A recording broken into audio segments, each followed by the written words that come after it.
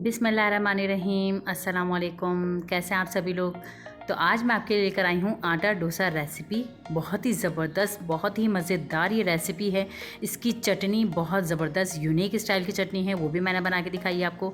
आलू की तरकारी इसकी मैंने बनाई, वो भी बहुत यूनिक और ज़बरदस्त है। ये बनाना तो बनता ही है लाजमी, क्योंकि बहुत ही मज़ेदार, आपकी फैमिली खुश हो जाएगी। तो वीडियो को फुल वॉच कीजिएगा, शुरू से लेके एंड तक देखिएगा, कोई सी भी चीज़ स्किप मत कीजिएगा।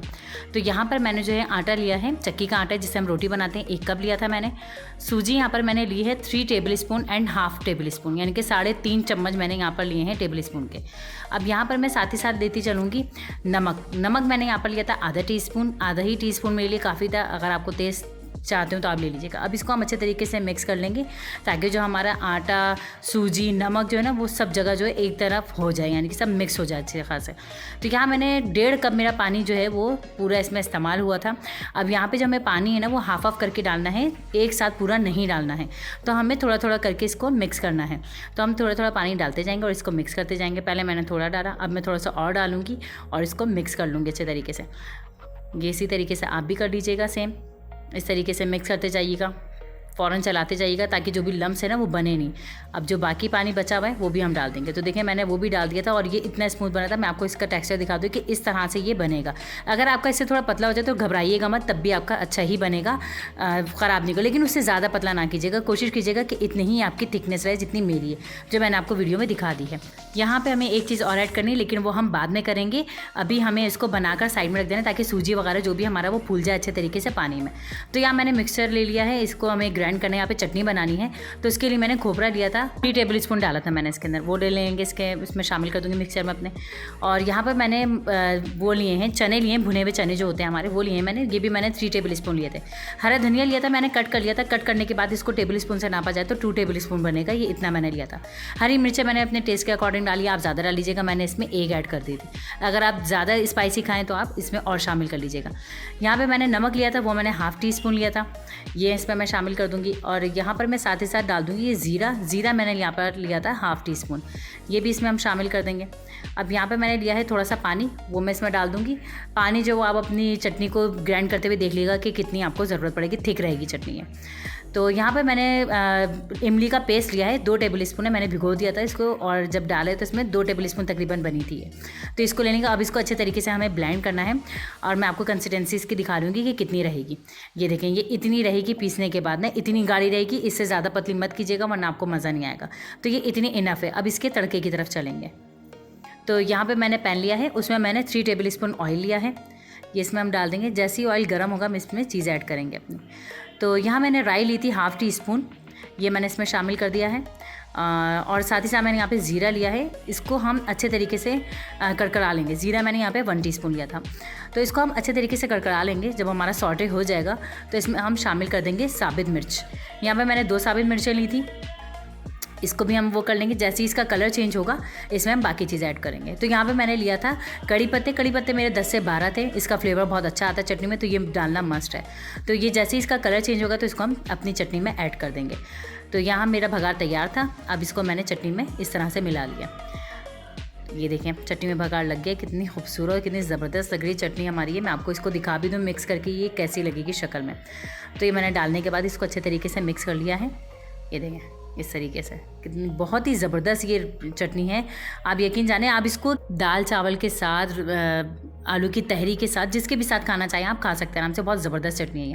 अब मैंने पैन ले लिया है यहाँ पर मैंने 3 टेबल स्पून ऑयल लिया। अब हम आलू की तरकारी की तैयारी कर रहे हैं अपने। तो यहाँ ऑयल ले लिया, ऑयल जैसे ही गर्म होगा तो इसमें हम अपनी चीज़ें ऐड करेंगे। तो यहाँ देखिए ऑयल जो है वो मेरा गर्म हो गया। यहाँ पर मैंने मस्टर्ड सीड्स यानी कि राई ली थी हाफ़ टी स्पून। तो अब यहाँ पर हम जो है ज़ीरा ऐड करेंगे। ज़ीरा मैंने लिया था हाफ़ टी स्पून, इसको ले लेंगे। अब इसको हमें सॉटे कर लेना है, कड़कड़ा लेना है अच्छे तरीके से। यहाँ पे मैं आपको साथ साथ याद दिलाती चलूँ कि प्लीज़ मेरे चैनल को लाइक शेयर सब्सक्राइब लाजमी कर लिया करें। वीडियो को फुल वॉच किया करें, शुरू से लेकर एंड तक देखा करें, कोई सी भी चीज़ को स्किप मत किया करें, क्योंकि रेसिपीज़ अक्सर इस वजह से ख़राब हो जाती हैं। तो अगर आपको मेरी रेसिपीज़ अच्छी लगती हैं तो सब्सक्राइब कीजिएगा और नोटिफिकेशन के बेल आइकन को लाजमी प्रेस कर दीजिएगा, ताकि टाइम टू टाइम आपको मेरी सारी रेसिपीज़ आपको देखने के लिए मिलें। तो देखें यहाँ पे साथ ही साथ हमारी बातों में ही सॉटे भी हो गया है। इसमें मैंने कड़ी लीव्स जो है वो कड़ी पत्ते की लीव्स वो मैंने डाले हैं 8 से 10। इसको भी हम कड़कड़ा लेंगे अच्छे तरीके से। जैसे कि इसका कलर चेंज होने लगेगा तो हम अपनी बाकी चीज़ें शामिल करेंगे। तो ये देखें कड़कड़ा गया है। अब इसमें मैं जो है प्याज ले लूँगी। प्याज मैंने एक ली थी मीडियम, और उसको मैंने इस तरीके से कट कर लिया था, फाइन चॉप कर लिया था मैंने इसको ना। अब ये भी ले लेंगे। इसको जो यहाँ पर है ना, हमें ना ब्राउन करना है ना पिंक करना है, इसको सिर्फ हल्का सा कलर आने देना है हमें। ये जो इतनी लच्छे लच्छे से बनी हुई ना, ये टूट जाएंगे इसमें, यानी कि सेपरेट हो जाएंगी सारी प्याज और कलर चेंज है। बस हमें ये कलर लाना है, इसके बाद मसाला शामिल करना है। तो मैंने यहाँ पे हल्दी ली थी हाफ़ टी स्पून मैंने हल्दी डाल दी इसके अंदर। और अब मैं यहाँ पर डाल दूँगी रेड चिली, यानी कि पिसी लाल मिर्च, वो मैंने ली थी हाफ़ टी स्पून। आप चाहें तो थोड़ा ज़्यादा ले लीजिएगा, इसका फ्लेवर भी अच्छा लगता है। तो अगर आप स्पाइसी खाएँ तो आप इसमें ये डाल दीजिएगा। और यहाँ पर मैं नमक लूँगी। नमक मैंने लिया था 1 टीस्पून, ये भी इसमें मैं ऐड कर लूँगी। अब इसको जो है वो हम मिक्स कर लेंगे अच्छे तरीके से। इसको अच्छे तरीके से मिक्स करेंगे हम, ताकि जो प्याज में हमारे ना ये सारे मसाले लग जाए, तो प्याज भी जो हमारे वो अच्छा कलर में हो जाए। तो इसको हमें मिक्स कर लेना। देखिए यहाँ पे मेरा मिक्स हो गया अच्छे तरीके से। अब यहाँ पे मैंने ऑलिव लिए थे 4, उसको मैंने बॉईल कर लिया था और हाथों से मोटा मोटा तोड़ लिया था मैंने इसको मोटा मोटा इसलिए तोड़ा था कि चम्मच से हम इसको चलाते भी जाएंगे और इसी में मिक्सचर में तोड़ते जाएंगे सारे आलूओं को। तो अब मैं चम्मच ले लूँगी और चम्मच से इसको चलाती रहूँगी। तो देखें इसी तरीके से हमें चम्मच से यहाँ पे तोड़ना है। ये मैंने इसलिए इतने मोटे मोटे छोड़े थे कि जो आलूओं का कलर है ना, एक तो ज़बरदस्त आए और भुने भी अच्छे तरीके से, और जितना भी मिक्सचर है ना इसमें बिल्कुल मसाला जो है वो अच्छे तरीके से इसमें लग जाए। तो इसलिए मैंने इतना छोड़ा था। देखिए सेम इस तरीके से। अब मैंने इसमें हरा धनिया और हरी मिर्चें डाल दी थी। अब इसको मैं थोड़ा ऊपर नीचे करके मिक्स कर लूँगी। जी इसी तरीके से आप भी कर लीजिएगा। और ये बहुत ज़बरदस्त तरकारी थी, बहुत मज़ेदार तरकारी थी। इसके ये मिक्स हो गया। अब इसको साइड में रख देंगे। अब यहाँ पर आ जाएंगे अपने डोसे की तरफ, जो हमारा आटा डोसे का मिक्सचर बनाया था। यहाँ पे मैंने हाफ़ टी स्पून जो बेकिंग सोडा लिया है, बेकिंग सोडा ऐड कर देंगे इसके अंदर। और यहाँ पर मैंने लेमन जूस लिया था, वो लिया था मैंने यहाँ पर 1 टेबल स्पून, ये भी ऐड कर देंगे ताकि जो हमारा बेकिंग सोडा था वो एक्टिव हो जाए। देखिए जैसे ये डाला है ना, तो मैंने इसके अंदर झाग बन गया और ये अच्छा खासा फ्लफ़ी हो जाएगा। तो इसको डालने के बाद हमें थोड़ा ही चलाना है, ज़्यादा नहीं चलाना है, इसको हम कम ही मिक्स करेंगे। तो ये देखें कितना अच्छे तरीके से इसका टेक्सचर हो गया है सोडा डालने के और लेमन डालने के बाद से ना। बस ये इतना ही पतला रहेगा, इससे ज़्यादा पतला नहीं होगा। तो चलें अब इसको हम बनाने की तरफ चलते हैं अपने।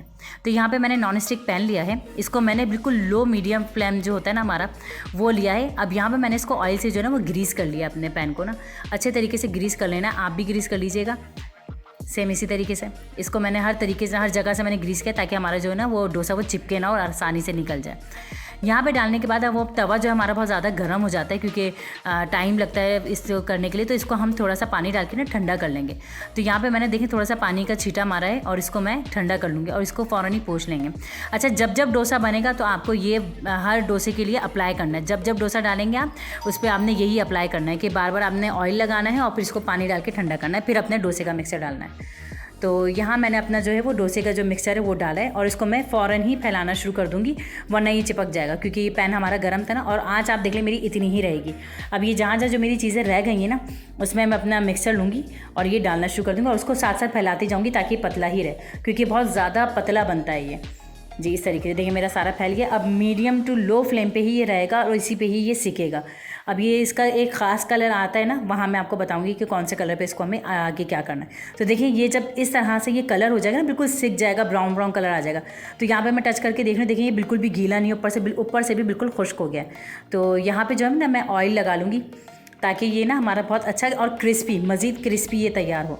तो इसको हम ऑयल लगाएंगे अच्छे तरीके से। देखें साइडों में भी लगा लेंगे ताकि जब हम इसको निकालें ना तो ये टूटे नहीं हमारा बिल्कुल भी। तो इसका हम साइडों में भी लगाएंगे और सेंटर में भी लगा देंगे ताकि ये और कुरकुरा हमारा तैयार हो जाए डोसा।